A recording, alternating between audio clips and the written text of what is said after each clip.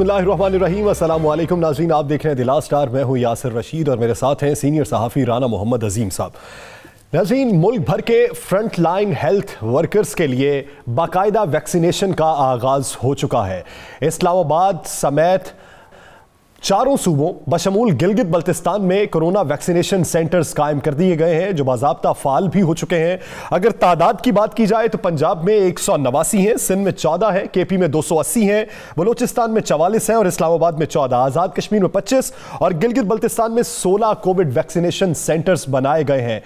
पहले मरहले में हेल्थ केयर वर्कर्स को वैक्सीनेशन लगाई जाएगी, फिर दूसरे मरहले में 60 साल से ज़ायद उम्र के अफराद को लगाई जाएगी और फिर बतदरीज वैक्सीन की आमद के बाद आइंदा का लाहेअमल तरतीब दिया जाएगा। वैक्सीनेशन के हवाले से किस हद तक बेहतरी आ सकती है, कितनी ये मौसर हो सकती है, इसी बारे में बात करने के लिए वज़ीर सेहत पंजाब डॉक्टर यास्मीन राशिद साहिबा ने किया। डॉक्टर साहिबा, बहुत शुक्रिया आपके वक्त का।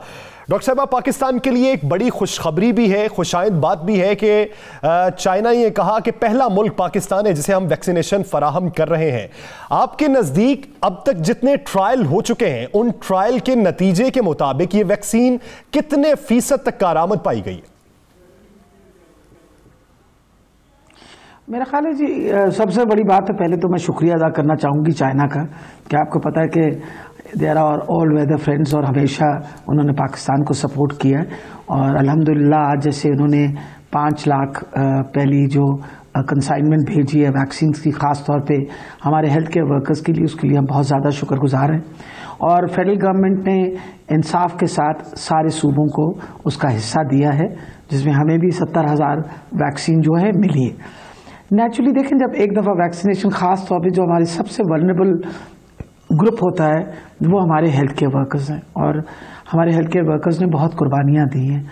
हमारे इतने सीनियर प्रोफेसर्स जो हैं वो शहीद हुए, हमारे डॉक्टर्स शहीद हुए, नर्सेस शहीद हुई और ये सबसे बड़ी बात है कि ये जो पेंडेमिक था इसके ख़िलाफ़ जो जंग थी उसमें पेश हमारे हेल्थ केयर वर्कर्स थे, तो हक भी सबसे पहले वैक्सीन का उन्हीं का बनता है। तो जो पहली वैक्सीन अभी हमारे पास आई है वो इंशाल्लाह हम पहले अपने हेल्थ केयर वर्कर्स को दे रहे हैं और जैसे आप ऑलरेडी डिटेल माशाल्लाह इसकी सारी दे चुके हैं कि इस वक्त 189 सेंटर्स जो हैं वो हमने मखसूस कर दिए हैं पंजाब के अंदर और हेल्थ केयर वर्कर्स का कोई तकरीबन 3,60,000 की हमारे पास लिस्ट है और बिस्मिल्लाह हम जो है 70,000 से करेंगे। लेकिन खुशखबरी तो ये है कि ऑलरेडी फैसल सुल्तान साहब ने हमें बताया है कि कोवैक्स के थ्रू इंशाल्लाह अनकरीब हमारे पास 1,70,00,000 और डोजेस भी आ रही हैं जो कि कोवैक्स की कमिटमेंट थी। आपका परसों का बयान बड़ा मौजूद बहस बना हुआ है, असम्बली के अंदर भी उसकी गूंज है, आपके अपने अरकान असम्बली भी कह रहे हैं, उसका यहाँ तो मतलब समझ नहीं सके, यहाँ किसी ने उस पर गौर नहीं किया कि आपने कहा है कि अपनी जिम्मेदारी पे वैक्सीन लगवाएं। ये क्या मामला है, ज़रा इसकी थोड़ी सी वजाहत कर दें। देखिए थोड़ी सी मैं आपको बात बताऊं। अभी जब हमारी ट्रायल हुई है ना वैक्सीन की, आपको पता है कि इसके अंदर कोई तकरीबन 26,000 से लेकर 28,000 लोग, मैं और यासर उसमें शामिल है जी। आपको पता है मैं और यासर भी शामिल हूं उसमें। आपसे भी कंसेंट फॉर्म साइन? जी बिल्कुल। तो मैंने कहा आपसे भी कंसेंट फॉर्म साइन कराया होगा उन्होंने? जी बिल्कुल करवाया जी। तो मैंने कोई ऐसी गलत बात तो नहीं की? हाँ, तो जब मैंने कहा जिनको लगा उन्होंने कंसेंट फॉर्म साइन किया कि और आपको बताया गया कि इसके छोटे मोटे साइड इफ़ेक्ट्स होते हैं और ये हर बंदे का हक होता है कि उसको पता चले कि कोई साइड इफ़ेक्ट है, बुखार भी अगर चढ़ना है तो पता तो होना चाहिए। तो ये बताया था कि भाई आप नंबर 1 कंसेंट लेते हैं और आप देखिए आपने खुद अगर लगवाई थी, चाहे आपको तो नहीं पता था प्लेसिबो लगी या आपको या वैक्सीन लगी, लेकिन कंसेंट तो आपसे फिर भी ली गई ना। और ये हर बंदे का हक होता है कि, तो ये मैं तो एथिकल बात कर रही थी कि हर बंदे का हक होता है कि उससे कंसेंट ली जाए और कंसेंट लेने के बाद अगर वो कंसेंट देंगे तो वैक्सीन लगेगी। अब जो हमारे पास नाम आए हैं अपने हेल्थ केयर वर्कर्स के, उन लोगों ने अपनी कंसेंट दे के उन्होंने अपने नाम खुद दिए हैं, तो therefore we are not worried about it. लेकिन ये बातें जो आगाही की होती हैं, ये शऊर पैदा करने की, ये गैर ज़िम्मेवाराना मैंने कैसे बात कर डाली। देखिए मकसद ये है कि अगर आपने एक पूरे ट्रायल में हिस्सा लेके सब ने इजाज़त इजाज़त दे के एक फॉर्म साइन किया, तो मैंने अगर ये कहा कि ये बात बतानी चाहिए और मरीजों को पता होनी चाहिए, जिनको वैक्सीन लगनी है उनको पता होना चाहिए। और ज़बरदस्ती वाली ये बात होती है कि आप डॉक्टर साहब ये बता दें क्या इससे कुछ जानलेवा तो नहीं है ना, कोई खुदा ना जो आपने कहा नज़ला ज़ुकाम या हल्का बुखार, ये तो एक आम सी चीज़ है, वैक्सीन लगने से कोई ऐसा खतरा तो नहीं है जिससे लोग डर जाएं? लेकिन जी जहाँ तक अभी तक इसके सामने साइड इफ़ेक्ट्स आए हैं उनमें बुखार है और हल्का बुखार, थोड़ा सा जो सिम्टम्स होते हैं बुखार के और ज़ुकाम बुखार के वो सिम्टम्स हैं। लेकिन इन चीज़ों से भी तो लोग परेशान हो सकते हैं ना कि मैंने वैक्सीन लगवाई, मैं तो ठीक ठाक था, अब मुझे बुखार चढ़ गया। तो लोगों को खबर ज़रूर देनी चाहिए। You must always inform people कि इसके साथ छोटे मोटे साइड इफ़ेक्ट होते हैं। और नॉर्मली जब हम बच्चों को भी वैक्सीनेशन देते हैं तो माँ बाप को पता होता है कि आज इसको ये मीज़ल्स की वैक्सीन लगी है तो एक दिन बुखार होगा, बुखार उतरेगा, तो बताना तो हर डॉक्टर का फ़र्ज़ है कि बताए ज़रूर। वजह यह है कि जितने वेल इन्फॉर्म्ड मरीज़ होते हैं या जितने वेल इन्फॉर्म्ड लोग होते हैं, इसका मतलब है कि वो अपनी कंसेंट के साथ ही सारे काम। डॉक्टर मेरा ख्याल है वैक्सीन कितने फीसद कारामद है? डॉक्टर सुल्तान साहब का तो ये कहना है कि 70% कारामद है, यानी इसका मतलब ये हुआ कि 30% अभी भी चांसेस मौजूद हैं कि आप कोविड पॉजिटिव हो सकते हैं। देखें जी, एफिकेसी से जहाँ तक ताल्लुक है वैक्सीन की, वो तो उन्होंने जैसे आपको बताया है कि जो साइनोफार्मा की आई है, दिस इज़ अबाउट 70% इफेक्टिव। मकसद ये कि एफिकेसी कितनी है, देयर आर चांसेस कि of course you might be exposed, लेकिन जैसे कि मैंने बताया आपको कि कोविड एक बिल्कुल नई बीमारी थी जब ये आई थी, और आपके सामने है कि हर किस्म की दवाई की बात हुई, दवाइयों की ट्रायल्स हुई, ट्रायल्स के बाद फिर एक प्रोटोकॉल सेट हुआ। इसी तरह जब अब वैक्सीनेशन शुरू होगी तो आहिस्ता आहिस्ता हमारे पास जो फिगर्स आएंगी उनमें कुछ हमें अंदाज़ा होगा how strongly effective it is. मतलब ये कि बिल्कुल प्रिवेंट कर दिया या अगर कोविड हुआ तो माइल्ड हुआ, ये सारे जी इंशाल्लाह इसी महीने के एंड तक कोवैक्स की अगली खेप जो है, यानी जो वर्ल्ड हेल्थ ऑर्गेनाइजेशन ने हमारे साथ कमिटमेंट की हुई है, वो इंशाल्लाह हमारी ये उम्मीद है कि इस महीने के एंड तक उनकी, क्यों ऑलरेडी उन्होंने प्रोक्योर कर ली है और ये कोई तकरीबन 1,70,00,000 है, ये they will be giving it to us. लेकिन एक बात मत भूलिए राणा साहब के ऑलरेडी आपको पता है कि इस वक्त जो सबसे बड़ी बात है कि कॉन्साइनोफार्मा जिनके साथ हमारी ट्रायल चली है, वो भी इस वक्त ट्रायल मुकम्मल होकर उसकी एनालिसिस हो रही है। अगले हफ्ते 10 दिन के अंदर उसके नताइज सामने आ जाएंगे। जब इंशाल्लाह उसके मुस्बत नताइज के बाद आपको पता है कि इसी कंपनी ने हमारे साथ कमिटमेंट की हुई है कि दे will be giving us adequate number of vaccines. तो इंशाल्लाह वैक्सीन्स का जहाँ तक ताल्लुक है, इंशाल्लाह वैक्सीन्स अवेलेबल होंगी और हमारी पूरी कोशिश होगी कि अगले 4-5 माह के अंदर कम से कम हमारे 10 करोड़ आबादी जो है। सही डॉक्टर साहब, आपको भी मालूम होगा कि जब ये कोविड आया था तो बहुत सा एक तबका ऐसा था जो इसे मानने से इनकारी था कि ऐसी कोई बीमारी नहीं है। फिर वैक्सीन आई तो दुनिया भर में बेशतर ममालिक में ऐसे तबके मौजूद हैं कि जो वैक्सीन के खिलाफ प्रोपेगेंडा कर रहे हैं। तो क्या पंजाब के अंदर भी ऐसी किसी मज़ाहमत का सामना है? अभी तक तो जी कोई ऐसी बात सामने नहीं आई और ना किसी ने एतराज़ किया। मेरा ख्याल है मुझे तो बहुत ज़्यादा टेलीफोन्स भी आने शुरू हो गए कि बाकी लोगों को कब वैक्सीन मिलेगी। तो मैंने ऑलरेडी बताया कि पहले जब हमारे हेल्थ केयर वर्कर्स को लग गई तो फिर इसके बाद जो 65 साल से ज़्यादा उम्र के लोग हैं पहले उन्हें लगाई जाएगी, फिर जो 60 साल से ज़्यादा उम्र के लोग हैं उनको लगाई जाएगी। क्योंकि हमने ये देखा है कि कोविड की वबा के दौरानिया में सबसे ज़्यादा लोग जो इंतकाल किए हैं वो अबव एज 55 और जिनमें कोमॉर्बिडिटीज़ हैं। तो हमारी पूरी कोशिश होनी है कि जो हायर एज ग्रुप है उसको हम जितनी प्रोटेक्शन दे सकें वो प्रोटेक्ट कर सकें।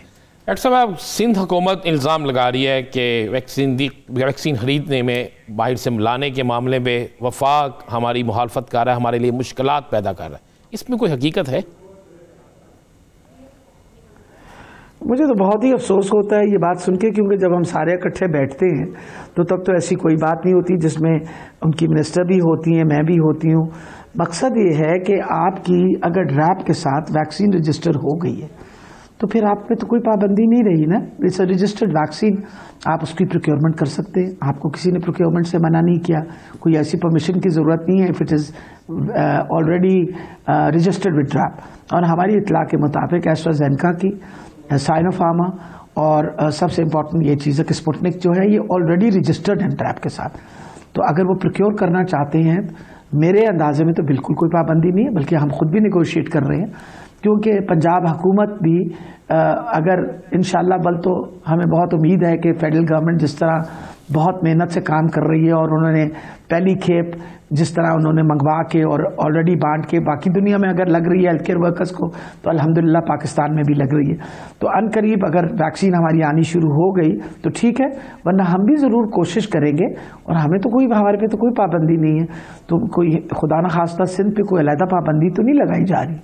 डॉक्टर साहबा, आम फर्द तक वैक्सीन की फराहमी, ये पूरा साइकिल, यानी आपने जिस तरह का लाहेअमल तरतीब दिया है, पहले हेल्थ केयर वर्कर्स होंगे, फिर 60 साल से ज़ायद उम्र के अफराद होंगे, फिर दूसरे अफराद होंगे, तो ये साइकिल कंप्लीट होने में कितना वक्त लगेगा? इस पर मेरा ख्याल है किसी किस्म की कमिटमेंट देना तो बहुत मुश्किल है। वजह यह है कि जैसे जैसे वैक्सीन अवेलेबल होगी तो ग्रुप्स को लगाई जाएगी, लेकिन जो हमें इस वक्त टाइम स्लॉट्स मिल रहे हैं और जिस तरह आपको पता है फैसल सुल्तान साहब ने ऑलरेडी कोट किया हुआ है, हमें उम्मीद है कि अगले 3-4 माह 5 माह के अंदर we would have adequate number के कम से कम बहुत बड़ी तादाद हमारे लोगों की जो है वो वैक्सीनेट हो जाएगी। आपको पता है आपकी बहुत बड़ी आबादी है, ऑलरेडी कोई तकरीबन 22 करोड़ की आबादी है, तो हमें उम्मीद है कि इंशाल्लाह कोई 30 to 40% आबादी जो है ये इनकी वैक्सीनेशन ज़रूर हो जाएगी इन द नेक्स्ट 3-4 मंथ। साहिबा, आपने कहा कि पहले मरहले में हेल्थ के जो वर्कर हैं उनकी होगी, दूसरे मरहले में 65 साल 60 साल, तो पाकिस्तान के अंदर जो हमारे खासकर वो तबका जो रोज़ाना की बुनियाद पर इन सबको मिलते हैं, उनकी बारी कब आएगी? सब और एक ये भी बता दें, क्या ऐसा होगा पाकिस्तान में कि अगर कोई खरीद के वैक्सीन लगवाना चाहता है तो उसको वो खरीद सकता है? कोई ऐसा सिस्टम भी होगा? मेरा ख्याल है कि अगर प्राइवेट जो कंपनीज हैं वो अगर प्रोक्योर करके देना चाहेंगी तो उसमें तो कोई ऐसी पाबंदी नहीं लगेगी। जहाँ तक हुकूमत का ताल्लुक है, हम इंशाल्लाह फ्री ऑफ कॉस्ट देंगे और हर वो जर्नलिस्ट जो 60 साल से ज़्यादा उम्र का है उनको इंशाल्लाह ये वैक्सीन जिस तरह बाकी लोगों को दी जाएगी इंशाल्लाह लगेगी।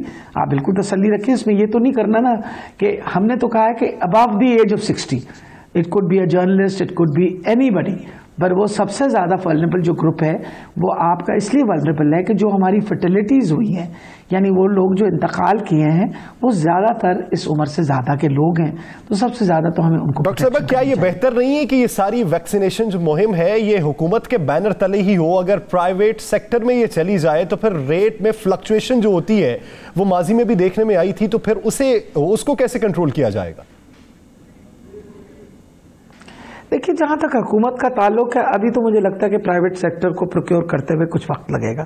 वजह यह है कि पहले तो जो हुकूमतों के साथ कमिटमेंट्स हैं, जैसे वर्ल्ड हेल्थ ऑर्गेनाइजेशन की, गावी की है, जो कोवैक्स जिसके बारे में मैंने जिक्र किया है, वो पहले अपनी वो कमिटमेंट्स पूरी करेंगी और वो कंपनियां ऑलरेडी कोवैक्स के साथ यानी वर्ल्ड हेल्थ ऑर्गेनाइजेशन का कमिटेड हैं, तो वो पहले तो उनकी सप्लाई देंगी, फिर वो प्राइवेट सेक्टर की सप्लाई देंगी। तो मुझे बहुत हद तक उम्मीद है कि इंशाल्लाह जो वाफर मकदार में वैक्सीन आएगी इंशाल्लाह दैट विल बी। डॉक्टर साहब, एक आखिरी सवाल वैक्सीनेशन से मुताल्लिक ये कि क्या एक शख्स को वैक्सीनेशन की एक डोज ही काफी है या फिर उसे ज्यादा डोज लगाई जाएंगी और कितने अरसे में लगाई जाएंगी? देखिए, जहाँ तक ये साइनोफार्मा की जो है ये 2 डोजेस पे वैक्सीन है, ये एक लगेगी और 21 दिन के बाद दूसरी डोज लगेगी। So it's a 2 dose vaccine. UAE में भी इसी तरह ये लगाई गई है। सिंगल शॉट जो है वो जब वैक्सीन आएंगी तो वो बताएंगे कि ये सिंगल शॉट वैक्सीन है। फॉर द टाइम बीइंग जो इस वक्त हमारे हेल्थ केयर वर्कर्स को लग रही है, दिस विल बी 2 शॉट्स, एक आज लगेगी और 21 दिन के बाद लगेगी। और ये इंश्योर किया साइनोफार्मा ने कि हमें वो 2.5 लाख हमारे हेल्थ केयर वर्कर्स जो हैं उनके लिए ये इंशाल्लाह 21 दिन के अंदर सारी डोजेस जो हैं वो पूरी कर देंगे। यानी 2.5 लाख हेल्थ केयर वर्कर्स के लिए डोजेस मुकम्मल की जाएंगी और 21 दिन के अंदर मुकम्मल की जाएंगी। नाज़रीन, आगे बढ़ेंगे और बात करेंगे सेनेट इलेक्शन के हवाले से जो आईनी तरमीमी बिल आज कौमी असम्बली में पेश किया गया और उस हंगामा आराई हुई, इसी पर बात होगी एक शॉर्ट ब्रेक के बाद। डॉक्टर साहिबा हमारे साथ ही मौजूद हैं, स्टे विद अस।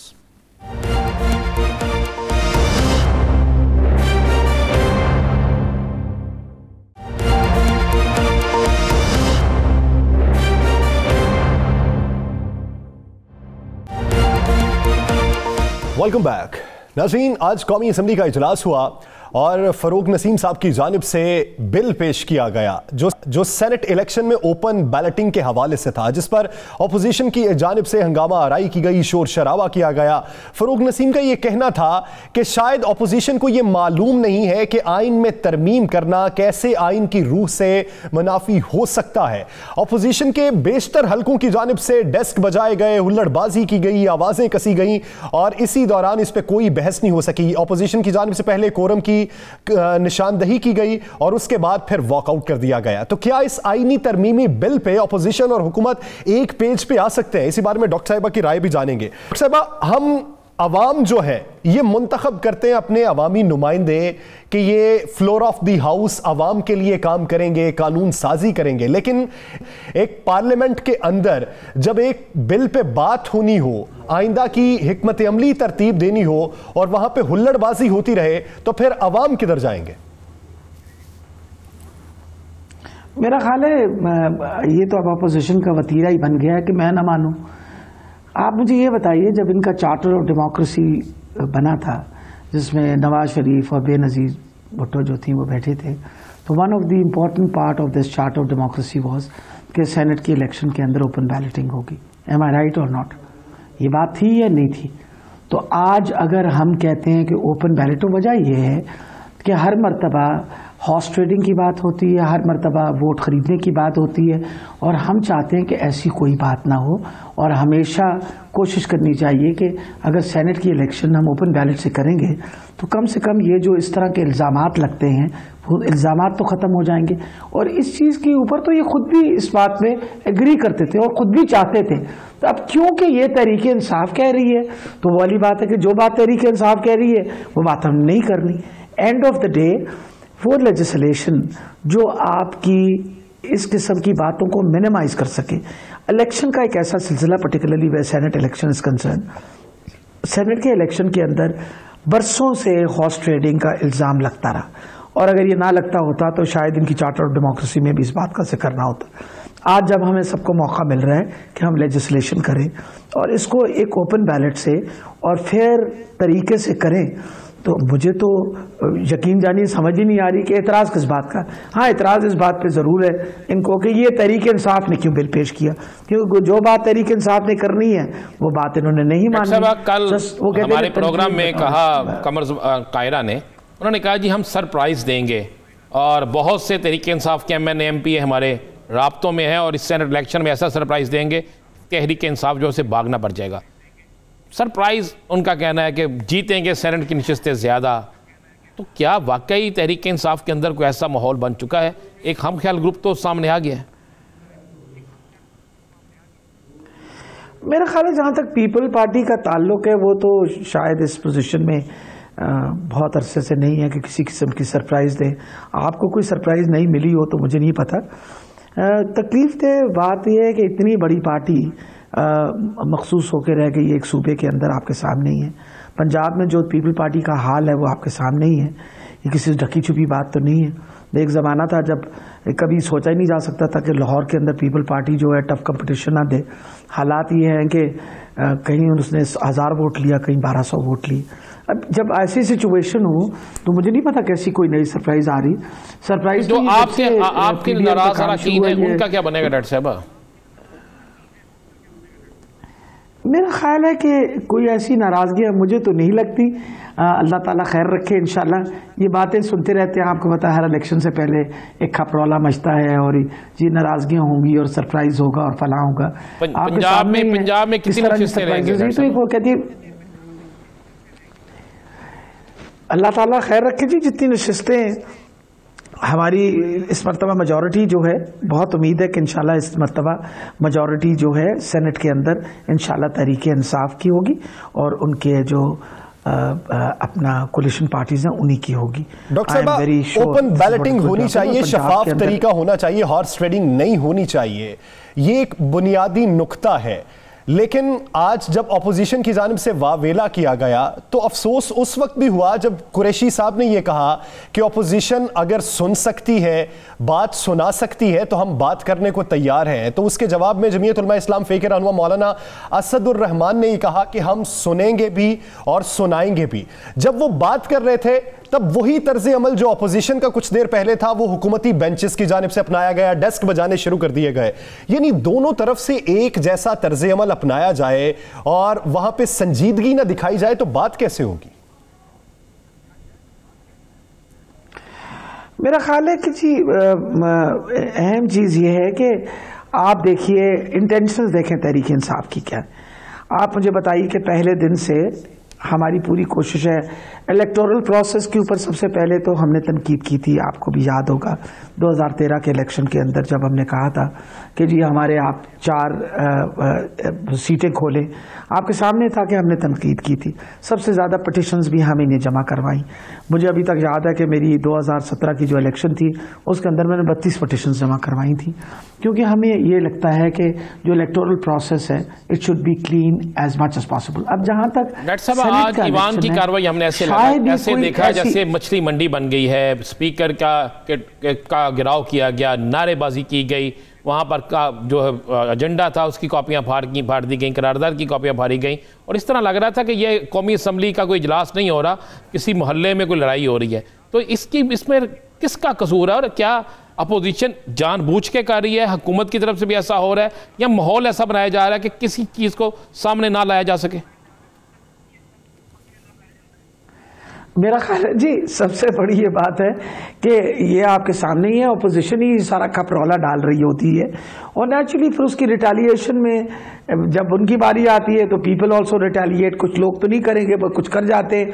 अहम चीज़ ये है कि असेंबली, आपकी जो लेजिस्लेटिव असेंबली है, एक बहुत सीरियस उसका पर्पस है। आपने लेजिस्लेशंस करनी है, आप उस पर डिबेट करें, आप उसके ऊपर डिस्कशन करें, आप बात करें, आप अपनी बात मनवाएं या दूसरी की बात मान लें। इम्पॉर्टेंट ये है कि अगर हमने पढ़े लिखों की तरह ये नहीं काम किया तो नुकसान जो है ओवरऑल तो मुल्क का ही नुकसान होना है। और मेरा ख्याल है कि इलेक्टोरल प्रोसेस जो है वो हमेशा याद रखनी चाहिए कि जी हर बेसिस किसी भी साफ शफाफ इलेक्शन का जो है वो इलेक्टोरल प्रोसेस होता है। सेनेट की इलेक्शन पे आप मुझे बताइए कोई ऐसा साल है जब उस पर तनकीद ना हुई हो कि हॉर्स ट्रेडिंग हुई, फ्लोर क्रॉसिंग हुई, हमेशा हुआ है। तो आज जब हमें मौका मिल रहा है कि इसकी हम रेक्टिफिकेशन करें तो फिर ऑपोजिशन का इस तरह का रवैया जो ताउन जरूरी है। डॉक्टर साहब, एक आखिरी सवाल ये, पाकिस्तान तहरीक इंसाफ ने सेनेट इलेक्शन के लिए मेरिट पर टिकट देने का फैसला किया है। मेरिट क्या होगा? उम्र होगी, सियासी तजर्बा होगा या पार्टी से वफादारी होगी? हर चीज़ को कंसिडरेशन में लाया जाएगा जी। वजह यह है कि नेचुरली एक बंदे की जो सियासी तजर्बा उसको भी मद्देनज़र रखा जाएगा, जो उसकी पार्टी के साथ एसोसिएशन और लॉयल्टी है और बहुत अरसे का साथ देना वो भी रखा जाएगा। और आगे वो किस तरह सेनेट के अंदर मैनेज करेंगे, ये सारी चीज़ों का बाकायदा एक मेरिट के तौर पे, और जिस तरह इमरान खान साहब ने खुद पर्सनल इंटरेस्ट शो करके कहा कि ही विल बी इंश्योरिंग कि टिकट्स जो हैं प्रॉपर मेरिट में मिले। हमें बहुत उम्मीद है कि इंशाल्लाह सही लोगों को टिकट्स मिलेंगे। चले, उम्मीद करते हैं हॉर्स ट्रेडिंग का मामला भी रुके। ये अगर शफाफियत ओपन बैलेटिंग से हो सकती है तो इस पर तमाम स्टेक होल्डर्स मिल बैठकर बात करने को तैयार हो जाए। बहुत शुक्रिया डॉक्टर यास्मीन राशिद साहिबा इस हवाले से अपना वक्त दिए। नाज़रीन, बात करेंगे कि सेनेट इंतखाबात में पाकिस्तान डेमोक्रेटिक मूवमेंट का नया प्लान क्या है। प्लान यह है कि ऑपोजिशन के जो उम्मीदवार होंगे उनकी हिमायत की जाए, उसके मुकाबले में कि वफाकी हुकूमत अपने इत्तेहादियों के साथ मिलकर अगर उम्मीदवार लाती है तो उसके मद्दे मुकाबल पीडीएम को भी अपने प्लेटफॉर्म से इलेक्शन लड़ना चाहिए, तभी सेनेट इलेक्शन में जीत के इम्कान ज्यादा रोशन हो सकते हैं। तो इस हिकमत अमली पे कितनी पार्टीज मान जाएंगी और कौन इनफरादी दौड़ में शिरकत करेगा, राना साहब से जानेंगे। राना साहब, क्या पीडीएम के अंदर कोई इनफरादी तौर पर लड़ने के लिए बज़िद है? जी बिल्कुल है, पाकिस्तान पीपल्स पार्टी भी और मुस्लिम लीग नून भी। वो कहते हैं कि जी हम लड़ें इलेक्शन अपने अपनी जमातों के प्लेटफॉर्म से, पीडीएम की जमातें जो हैं जहाँ पर उनके कम मेंबर्स हैं वो हमारी हमायत करें। दोनों जमातों का ये कहना है। अब मामला क्या हो गया, मौलाना फजलुर रहमान साहब और जो छोटी जमातें हैं वो ये कहती हैं जनाब पीडीएम के प्लेटफॉर्म से इलेक्शन लड़ा जाए, टिकट भी पीडीएम के प्लेटफॉर्म से दिया जाए। अब जब टिकट पीडीएम के प्लेटफॉर्म से दिया जाएगा, जारी किया जाएगा, जैसे आज इलेक्शन कमीशन ने कहा है कि जिनका तल्लक सियासी जमातों से है वो अपना सर्टिफिकेट जमा कराए ना। जी जी। तो अब पीडीएम के प्लेटफॉर्म से जब आप इलेक्शन लड़ेंगे यासर, तो फिर साइन तो होंगे मौलाना फजलुर रहमान के, मर्जी तो होगी मौलाना फजलुर रहमान की, टिकट जारी होगा मुत्तहिदा ये जो इनकी अपोजिशन है पीडीएम। ये रजिस्टर्ड तो नहीं है ना सर? रजिस्टर्ड नहीं है, ये कह देंगे ना, ये कौन सा कोई 6 दिन लगने हैं या 50 दिन लगने हैं, यानी आपके नजदीक पीडीएम रजिस्टर्ड होगी? देखिए वो चाहते हैं, देखिए मौलाना साहब ये चाहते हैं, मौलाना साहब ये चाहते हैं, लेकिन मौलाना साहब की इस ख्वाहिश पे किसी सूरत पे मुस्लिम लीग नून और पाकिस्तान पीपल्स पार्टी, ये दोनों जमातें मौलाना साहब की इस ख्वाहिश को पूरा नहीं होने देंगे। और मौलाना साहब समझते हैं कि अगर मेरी ये ख्वाहिश पूरी हो जाती है, और देखें जब पीडीएम के प्लेटफॉर्म से इलेक्शन होगा तो टिकटों की तकसीम का फैसला जो है वो मौलाना साहब भी उसमें बराबर के शरीक होंगे, मौलाना साहब बल्कि ऊपर बैठे होंगे। तो मौलाना साहब फिर आपको पता है अपना हिस्सा तो लेंगे ना, किस तरह लेते हैं, कहाँ से लेते हैं, कितनी सीटें लेते हैं, क्या मामला तो होते हैं, तो ये सारा कुछ तो चलेगा। लेकिन ऐसा होगा नहीं, मैं आपको बता देता हूँ। फैसला ये हो चुका है और ये फैसला समझे फाइनल हो गया है। पीपल्स पार्टी पंजाब में हमायत करेगी मुस्लिम लीग नून की, सही, बिल्कुल हमायत करेगी। मुस्लिम लीग नून जहां उनके वोट कम हैं वहां पर पाकिस्तान पीपल्स पार्टी की हमायत करेगी। और जिस जगह वफाक के अंदर दोनों जमातें मुश्तरका तौर पे हिकमत अमली तय करके उम्मीदवार देंगी।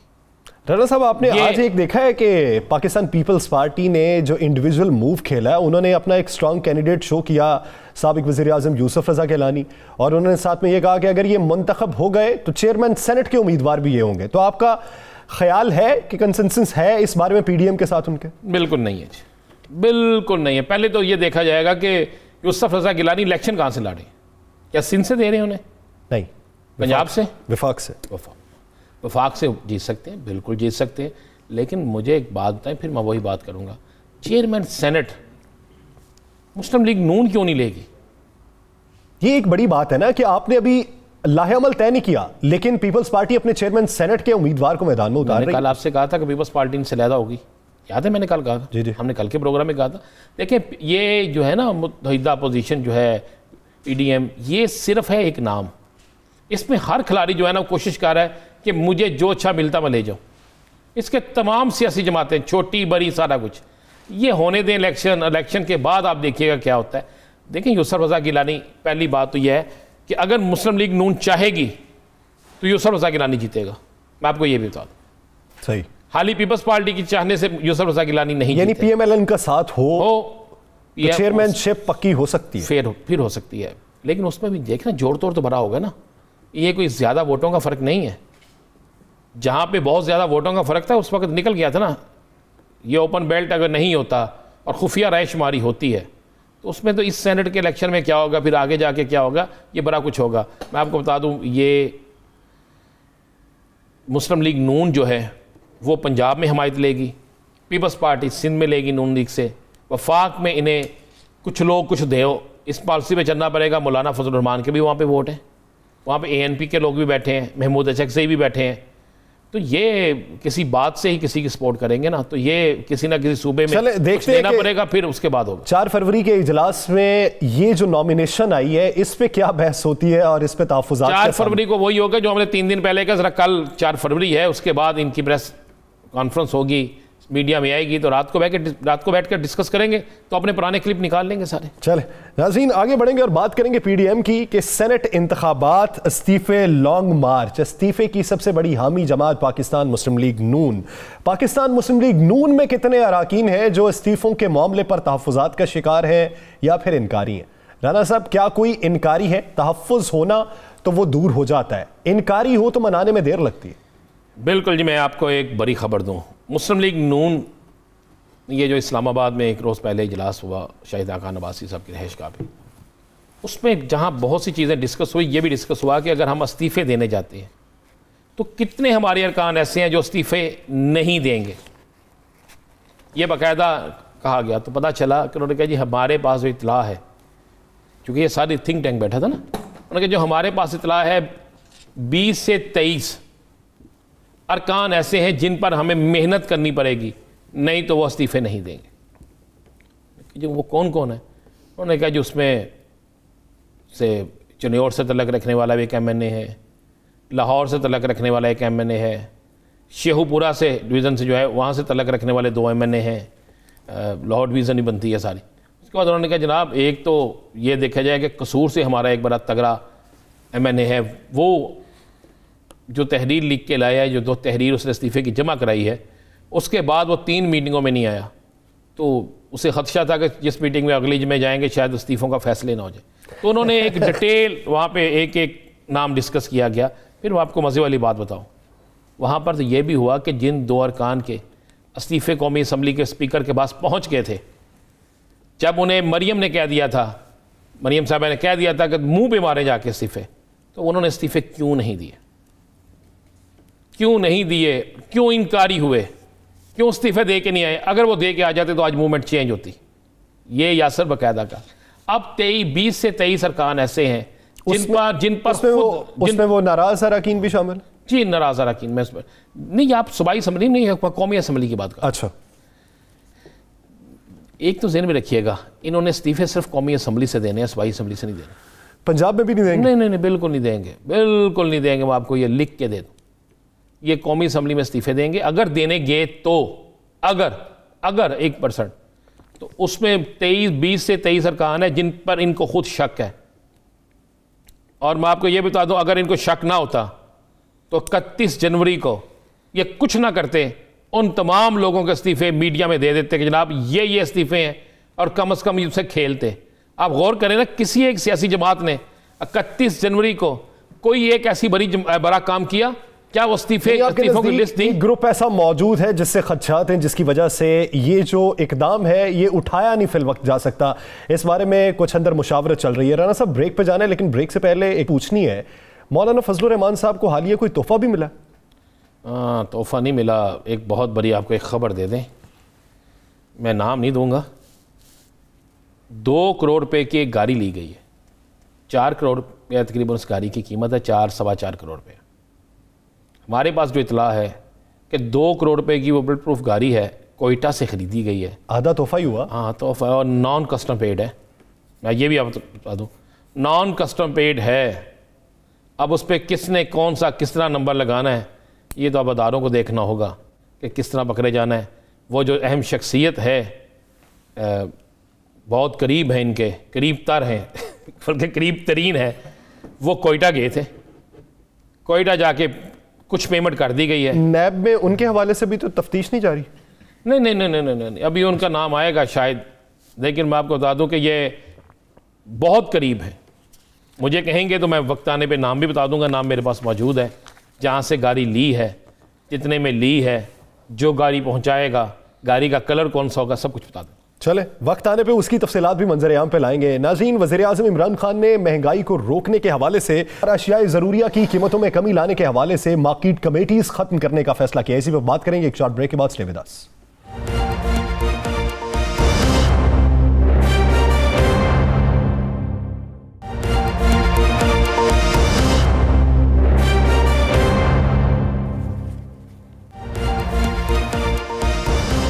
Welcome back.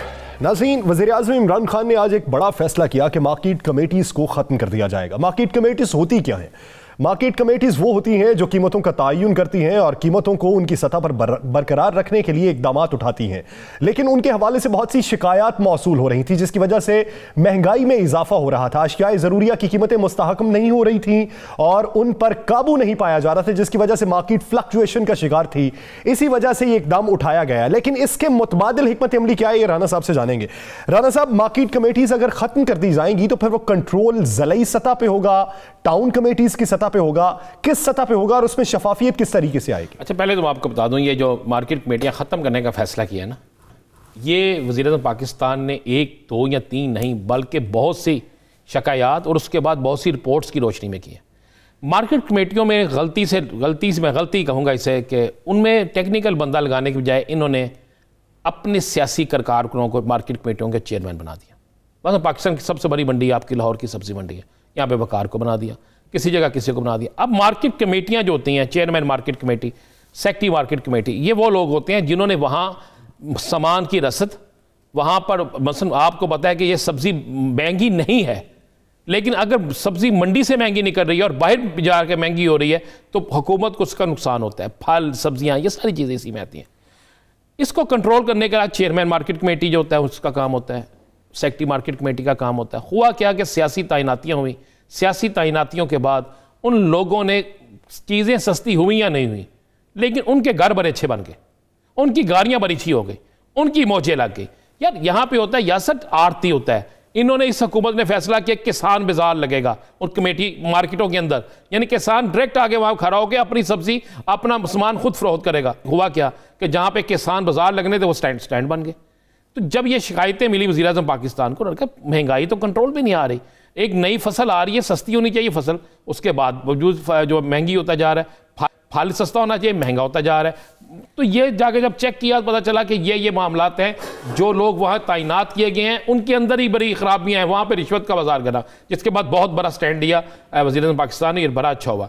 अब होगा ये कि ये टोन की सतह पे जाएगा। यस सर, सही, टोन की सतह पे जाएंगे और उसके बाद AC जो होंगे किसी भी इलाके का, वो इसको कंट्रोल करेगा। मतलब लाहौर में 3 मंडियाँ हैं, कराची में 12 से 13 बड़ी मंडियाँ हैं, इसी तरह KPK के अंदर है, इसी तरह कोयटा में है, मतलब मुख्तलिफ शहरों में बड़ी मंडियां हैं जहां से सामान फरोख्त होता है, दूसरी छोटी मंडियों में जाता है।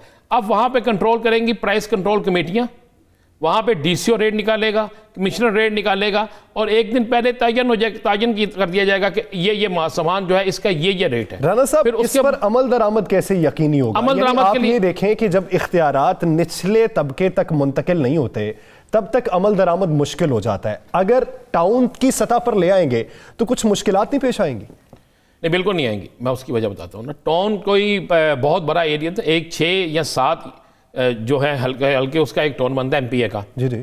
तो उसके बाद उस टोन के बिल्कुल आराम से इसे कंट्रोल किया जा सकता है। आपको ये देखना होगा उसमें मंडी कितनी है, उसमें मार्केटें कितनी है। ये मार्केट कमेटियाँ जो, ये तो नहीं जो हर मार्केट की कमेटी है, नहीं, ये मार्केट कमेटी में सब्जी फ्रूट मंडी जो है ना, इसकी ये मार्केट कमेटीज होती हैं। जो दालों चीनी की रेट्स जो है ये तो किसी और जगह से फिक्स होते हैं, लेकिन ये थोड़ा सा उन्हें देखती हैं। ये इसलिए इनके दायरे इख्तियार में वो छोटा सा एक एरिया होता है। उसके बाद इन्होंने किस तरह गली मोहल्ले की दुकानों पर रेट लिस्ट, किस तरह दीगर काम करने हैं, वो इनकी जिम्मेदारी होती है, और उसके लिए ऑलरेडी प्राइस कंट्रोल कमेटियां मौजूद हैं। उसके लिए दीगर मामला वज़ीर-ए-आज़म की जानिब से ये जो हालिया इकदाम उठाया जा रहा है ये खुश आइंद हो और अवाम के लिए रिलीफ का बाइस बने। नाज़रीन, आपको याद होगा कि अपोजिशन की जानिब से एक ही बात दोहराई जाती है कि मौजूदा हुकूमत ने एक ईंट नहीं लगाई और पुराने मंसूबों पर ही तख्तियां लगाई हैं। हकीकत क्या है? मौजूदा हुकूमत में मंसूबे कितने शुरू हुए, कितने पाया तकमील को पहुंच चुके हैं, और कितने ऐसे हैं जो अभी तकमील के मराहिल में? राना साहब से जानेंगे। राना साहब, हुकूमत के खिलाफ अपोजिशन का बयानिया एक है कि डेवलपमेंट कोई नहीं है, सिर्फ बयानबाजी है, क्या ऐसा ही? नहीं यासर, ऐसा नहीं है। मेरे पास जो फैक्ट एंड फिगर्स हैं, तरक्याती कामों के लिए बेइंतहा, मैं फिर अदा कर रहा हूँ, बेइंतहा फंड्स जारी हुए। लेकिन हुआ क्या, ये यहाँ पर भी एक बहुत बड़ा माफिया बैठा हुआ था, सरकारी माफिया, ठेकेदार माफिया। ये मैं वो बात कर रहा हूँ जो एक रिपोर्ट बन के गई है। जिस तरह ये मार्केट कमेटियों की रिपोर्ट है ना, इसी तरह ये एक रिपोर्ट बन के गई है कि हुकूमत के खिलाफ आखिरकार ये प्रोपेगेंडा क्यों हो रहा है, इतना पैसा खर्च करने के बावजूद भी रिस्पॉन्स क्यों नहीं मिल रहा। पता चला कि जनाब 80%, ये मैं आपको पूरे पाकिस्तान के फैक्ट एंड फिगर्स के साथ बात कर रहा हूँ, 80% ठेके बड़ी सड़कों के, गली मोहल्लों के, स्कूलों के या दीगर मामलात के जो ठेके हैं वो बगैर टेंडर दे दिया जाता है, लेकिन बेल्टिंग नहीं की जाती। पता चलता है कि ठेकेदार माफिया और सरकारी जो मुलाजमीन हैं, अफसरान हैं, ये मिले होते हैं। उसमें होता क्या है कि 1 करोड़ रुपए का अगर एक ठेका है तो उसमें कहा गया कि उसमें से 80 लाख तकसीम हो जाते हैं। ये अभी पिछले दिनों वज़ीर आला ने लाहौर से तब्दीलियां की हैं इसी मामले में ना, तो एक आमिर बाटो, एक न्याजी, इस तरह के लोग थे। इनके मतलब था कि पैसे दो ले जाओ, यही हिसाब उन्होंने पिंडी से निकाला। ये सिंध में तो था ही, ये चारों सूबों के अंदर उन्होंने कहा यही कर रहा है। उन्होंने कहा उसके बाद क्या हुआ कि ये ठेकेदार माफिया ज्यादा वो है जिनमें से ज्यादा का तल्लक मुस्लिम लीग नून से है, बल्कि उस रिपोर्ट में 3 ऐसी वीडियो पेश की गई कि शहबाज शरीफ की लाहौर तरीक पेशी के मौके पर जो शख्स सबसे ज़्यादा नारे लगा रहा है, उसके आगे लिखा गया कि इसका ये नाम है, मेरे पास नाम मौजूद है, और ये ठेकेदार एसोसिएशन का सदर है यासर साहब।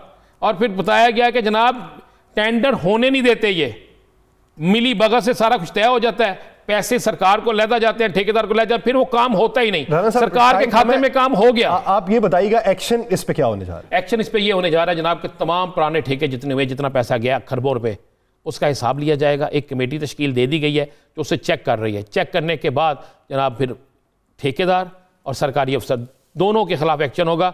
और मजे वाली आपको एक बात बता दूं, कमिश्नर लाहौर के ने मौजूदा कमिश्नर जो लाहौर है, इन्होंने आके थोड़ी सी सख्ती की तो पता चला कि लाहौर शहर के अंदर जो अरबों रुपए की लाइट्स लगती थी, जिसके ठेके होते थे, वो ठेके कागजों में होते थे, पैसे खा लिए जाते थे। जब चेकिंग शुरू हुई तो लाइटें लगनी शुरू हो गई। इसी तरह पिंडी में, इसी तरह मैं आपको पेशावर के अंदर और तो और कोयटा के अंदर सबसे ज्यादा करप्शन हुई, कोयटा में। चले उम्मीद करते हैं कि कौमी खजाने को जो नुकसान पहुंचा है उसकी जवाबदेही भी होनी चाहिए और वो अनासिर भी सामने आने चाहिए जिन्होंने कौमी खजाने को नुकसान पहुंचाया, और हकीकी तौर पे ये डेवलपमेंट होनी चाहिए जो पैसों से डेवलपमेंट होनी है। नाज़रीन, इस वक्त इंडिया के अंदर मोदी हुकूमत ने सिखों के खिलाफ क्या साजिश की है, इसी पे बात करेंगे एक शॉर्ट ब्रेक के बाद। Stay with us.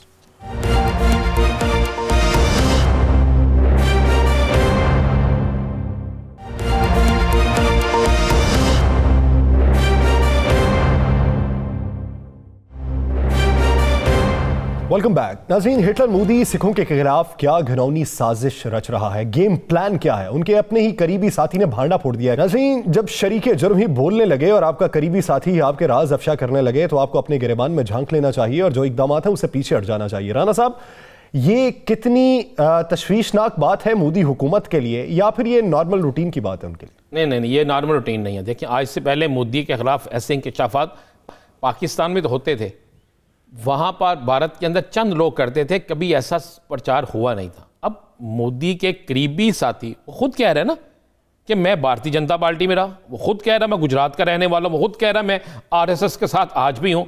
शायद उसका ज़मीर जाग गया है। और वो क्या कह रहा है कि गुजरात में किस तरह जिंदा जला दिया गया बच्चों को, किस तरह एक डब्बे में बंद करके। अब वो कह रहा है कि यही साजिश सिखों के साथ होने जा रही। और मैं आपको बिल्कुल बता दूं, साजिश को अमली जामा पहना दिया गया है, बाकायदा अमली जामा पहना दिया गया है। और ये 5 फरवरी और 6 फरवरी की रात को जो एक खौफनाक ऑपरेशन ये करने जा रहे हैं यासर, उसमें बाकायदा केमिकल, ऐसा केमिकल इस्तेमाल करने जा रहे हैं कि जिससे वहां बैठे हुए जिन लोगों ने खेमे लगाए हुए हैं, एहतजाज करने वाले किसानों ने जो वहां बैठे हुए हैं, कि वो केमिकल जब वहां गिरेगा तो आग लग जाएगी, हजारों लोग उसमें जल के राख हो सकते हैं, हजारों सिखों को मारने का प्लान बन चुका है। इनका कहना यह है, जराए जो जिस बात की तस्दीक भी करते हैं, कि वहां पर बेइंतहा फड्डाबाजी शुरू कराई जाएगी। एहतजाजन पहले क्या होगा, नरेंद्र मोदी वॉर टैक्टिक्स होते हैं, यानी जंगी हरबे होते हैं, ये तो दूसरे दुश्मन ममालिक में नहीं अपनाए जाते। बिल्कुल दुश्मन ममालिक में, लेकिन अब मोदी समझता है कि सिर्फ जो हिंदू है निचली जात के, नहीं ऊपर वाली जात के, जिसका वो खुद है, वो हिंदू सिर्फ हिंदुस्तान में रहे। बाकी चाहे मुसलमान है, चाहे सिख है, चाहे ईसाई है, चाहे पारसी है, कोई भी है, उसको इंडिया में नहीं रहना। अगर रहना है तो उसको निकम्मा और ना के रखना है कि जनाब इससे आगे ये नहीं जा सकता। अब सिख उसके लिए सबसे बड़ा खतरा थे। सिखों के खिलाफ उन्होंने ऑपरेशन शुरू कर दिया है। अब यह असर होगा क्या, मैं बता दूं। प्लानिंग ये है कि सिखों की तरफ से इन्हीं के लोग जाएंगे, पुलिस पर गोलियां बरसाएंगे। शो ये किया जाएगा कि मुजाहिरीन जो है, सिख जो है, उनकी तरफ से गोलियां बरसाई जा रही हैं। 1-2 क्रैकर धमाके भी करा दिए जाएंगे, जिस तरह इसराइल के सफारतखाने के बाहर खुद ही करवा दिया इन्होंने। ये करवाने के बाद एकदम फायरिंग शुरू होगी, कई सिख मरेंगे, आग लग जाएगी, केमिकल फेंका जाएगा, और उसके बाद एक ऐसी खौफ की फजा पैदा की जाएगी जिसकी इंतहा कोई नहीं। बहुत कुछ होगा तो कहेंगे जनाब ये इस पर एक जुडिशल कमीशन बना दिया जाए। वही कमीशन जिस तरह पहले बनते थे, जिसमें किसी चीज़ का फैसला नहीं होगा और ये सारा चलेगा। और मैं आपको बता दूं, 5 और 6 फरवरी की रात को ये ऑपरेशन होने जा रहा है। बड़ा खौफनाक ऑपरेशन है। फिर गुजरात जो है, उसी तरीके से जिस तरह गुजरात में किया गया था, उसी तरीके से अब सिखों के साथ करने जा रहे हैं। सिखों के किन किन लोगों को टारगेट करना है, गाजीपुर पे, सिंधु पे, जहाँ जहाँ पे इन्होंने बनाया हुआ है, वहाँ पे उन बॉर्डर्स पे इनके लोग मौजूद हैं। अब हो क्या रहा है कि वहाँ पे जो मुजाहिरीन बैठे हैं उनकी बैक पे जो हिंदू देहातों के लोग हैं उनको कह दिया गया है कि आप उस तरफ से हमला करेंगे, इस तरफ से ये हमला करेंगे, और सिखों को, इतने सिखों को मारा जाएगा कि जलियांवाला बाग की याद ताज़ा की जाएगी। उसके बाद खौफ की फ़ज़ा पैदा हो जाएगी और फिर सिख जो है वो कभी स्टैंड नहीं ले सकेंगे। ये इनकी प्लानिंग है और ये बड़ी खौफनाक प्लानिंग है, और इसके इनके अपने लोग जो हैं उन तमाम चीज़ों को सामने ला रहे हैं। लेकिन दुनिया की नज़रें भी इन पर मरकूज हो चुकी हैं, जैसा कि जस्टिन ट्रूडो जो कनाडा के वज़ीर आज़म हैं उन्होंने भी इस पर बात की। इसके साथ साथ अमेरिका की नायब सदर कमला हैरिस की भतीजी ने भी इस पर बात की है, और अमेरिका की पॉप स्टार रिहाना ने भी इस पर बात की है। तो जब दुनिया में आवाज़ें उठना शुरू हो जाएं तो अपने इक़दामात पर गौर कर लेना चाहिए। आप अना की खातिर कितनी देर तक लड़ते रहेंगे, मसलहत के फैसले भी करने चाहिए। नाज़रीन, द लास्ट आवर से मुझे और आप सबको दीजिए इजाज़त। अल्लाह ने के बाद।